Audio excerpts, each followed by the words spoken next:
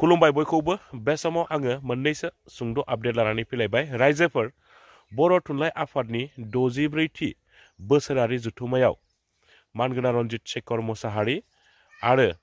अनजालि दैमारि मेडाममोना नुजाथि फैनायजों लोगोसे बिथांमोना खौरांगिरिनि सिगाङाव मा बिबुंथि होदों नोंथांमोना बिथांमोननि सुंद' बिबुंथि होनाय भिडिअ क्लिप्सखौ जोबजासिम नायनानै लाग्रो।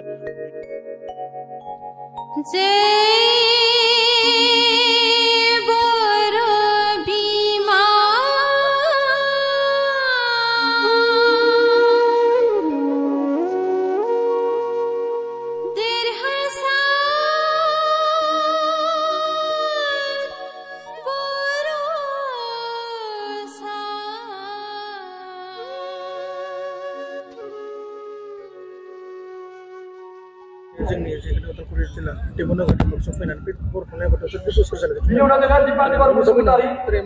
एक्सपिरियेन्स मोनदों नोंथां बे मा बुंनो बर' थुनलाइ आफादनि गा 64थि जा बोसोरसालिया जथुम्मा बेथ' आरो जोंनि थाखाय गोदान नङा, जुदिव जोङो गोबां हाबाफारिफोर थानायाव मालाबा बोसोरफ्रोमबो फैनो हाया, मोनफ्रोमबो हाबाफारियाव बाहागो लानो हाया, थेवब्लाबो फैनो हाब्ला मोजां मोनो, दिनैबो मोजां मोनो आरो आं सानो बे जोंनि बिबान फैनाया दान्दिसे फैनानैहाय बेयाव सावरायमेलफ्राव थानानैहाय बाथ्रा खोनासंनाय आरो जोङो बर' थुनलाइ आफादखौ क'अपारेट खालामनाय जायो, बिबान थालायनांगौ बे नङा। बेनिखायनो दिनै आं गिदिर लिरगिरिबो नङा, गिदिर थुनलाइ सोरजिगिरिबो नङा, आं स्पेशेलि ट्रान्सलेसन वर्क एबा राव सोलायनायाव आं खामानि मावो आरो बेबादिनो आंहा गावहा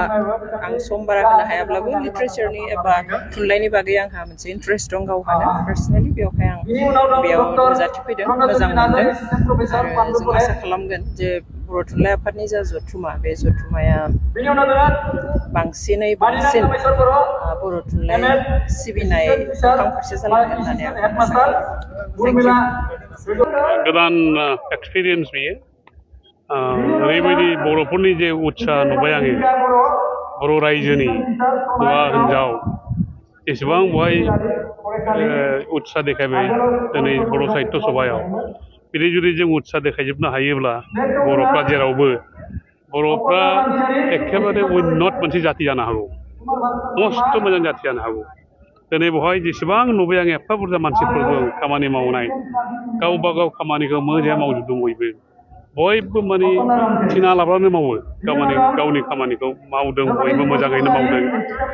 भेरि साक्सेसफुल मोनसे माबा जाबाय बियो, हिउज मिटिं, गिदिर मोनसे मिटिं जाबाय बियो। बेबायदि जुदि जों समाजखौ सालायनो हायोब्ला बर'फ्रा जोंनि भबिष्यतआ मस्थ' उज्जवल जागोन जों। आङो खुब एनकारेज मोनबाय दिनै फैनानै बेवहाय जे बर'नि फिउचारा मोजां जों उन्नत मोनसे जाथि जानायनि लामायाव जों दा। बेनि मा बुंनो सानो नंगौ जोंनि बर' हारिया मोनसे second largest population of Assam state, सानसे समाव थारैनो बड'लेण्ड स्टेटखौ मोनगोन नामा सार? बिदि बुंनो सानो बेखौ बुंनाया दिगदार, खिन्थु बर'फ्रा माने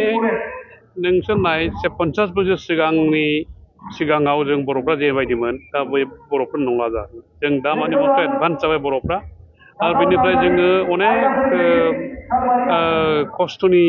बिथोराव जों फैबाय दा। जोंहा इन्सारजेन्सि दंमोन, गावजों गाव जुद्ध नांलायनाय दंमोन, दस्रा जुद्ध नांनाय दंमोन, अनेकखिनि भायलेन्स दंमोन बड'लेण्ड एरियायाव। दा दिनै जोङो सान्तिपुर्ण मोनसे भाबाव दङ आरो नैबे भाबखौ लानानै, नैबे अबस्थाखौ लानानैनो जोङो जा प्रग्रेस लामायाव जों थांनो हायो दा जोंहा भायलेन्स गैलिया बड'लेण्डआव।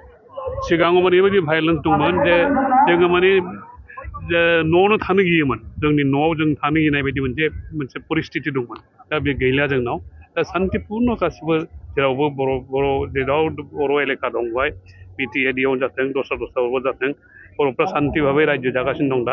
दा बे सान्तिनि सुबिदाखौ लानानैनो जोङो मस्थ' आगुवायनानै थांनो हायो जोङो। माखासे जोंनि बर' थुनलाइ आफादनि गेजेरजों माबाफोर मेन इस्युस मेन इस्युसआ जे बर' साहित्य सभा, बर' थुनलाइ आफादा साननो खुब दरखार जे भाषाखौ जों बोरै इमप्रुभ खालामनो हायो। बर' भाषा माने दाबो इमप्रुभ भाषा जायाखै जोंना अनेकखिनि जों माने शब्दखौ दाबो जों नागिरना मोना माबायदि एक्सप्रेस खालामनांगौ आरो बेल' नङा जोंनि उच्चारणफ्राबो माने मोजाङै जाया उच्चारणखौ मोजाङै खालामनो हानांगौ जिखुनु भाषा जों रायलायोब्ला उच्चारणखौ मोजाङै खालामनो हानांगौ बे बर'आवबो जोङो बेखौ खालामनो हायाखै बेखिनिखौ जोंहा खालामनो दरकार दा बर' थुनलाइ आफादा बेखौ खालामनो खुब दरकार बर' पियरखौ माने गोबाव लागोन समाया पियर बर'खौ आंथ' रायलायनो हाखाया आंबो बुजिनाय नङा रायलायोब्ला दा बेखौ मोजाङै फोरोंनांगोन मोजाङै शुद्ध खालामनांगोन आरो भाषाखौ नाय नों दा प्रत्येक भाषायानो मिक्सआप जाजोब्बाय नों जुदि एसामिसबो रायलायो नोङो दा बेंगलि रायलायो बा हिन्दी रायलायो समय दस्रानि भाषाबो हाबफैयो नङा होमबा इंलिशनि भाषा इंलिशनि वार्डबो हाबफैयो दस्रा हाबफैयो दा बर'फ्राव बर'नि भाषायाव बे बुरजासिन दङ असमिया वार्ड थायो इंलिश वार्ड थायो शब्दफ्रा थाजोबो मिक्स जाजोबो आरोखि बे माने बेखौ जोङो मोजाङै सिन्था खालामनानै जोङो आसल गोदान वार्ड लाबोनांगोन बेखौ